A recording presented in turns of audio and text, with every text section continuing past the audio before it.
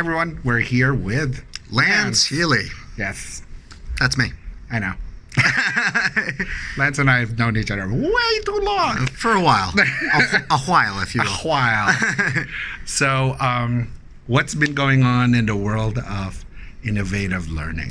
What's new? What are you seeing there? What I'm seeing is a lot of people want to make their learning smaller. Chunking it down, micro learning, if you will. We can't use micro learning anymore. Isn't it patented now? Yeah.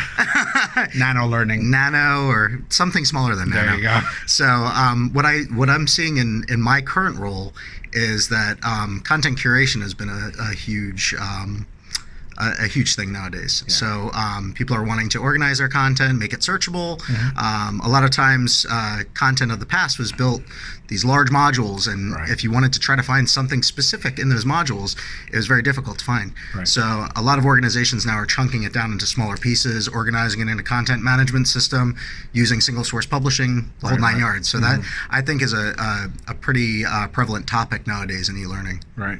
Now, back to original questions that we always have on figuring out what is the required skill set to be able to get into this new world.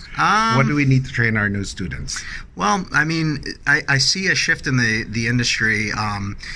Instructional designers have typically taken possession of building all this content, and I think the shift is that we're trying to find tools that allow subject matter experts and professors who do not have the technical skill that an instructional designer or content developer has, to have them aid in that development process and allow them to aggregate content that then feeds to the instructional designer. Right. So, that's anywhere you read online, there's articles about the pain points of working with subject matter experts.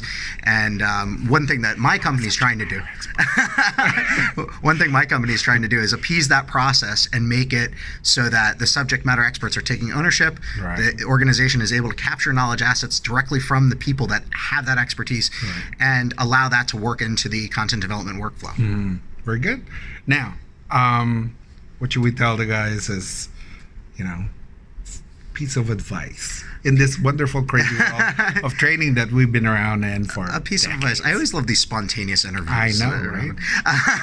A piece of advice is, the better you organize and the forethought that you put into designing your learning, it gets better outcome. A lot of times people kind of try to just dive right in and start building right away. Yeah. It's better to have a plan on what you're going to do. If you can make objects reusable, make them reusable. Totally. You don't want to continue reinventing the wheel. So if you we don't have time. Yeah, exactly. And when you're using tools that only they take copies of everything, it's adding to file sizes. It's adding to complexity. Simplify. Have an object that you can reuse multiple times in multiple places. Very good. Yeah. Thanks, buddy. All right. Thank you.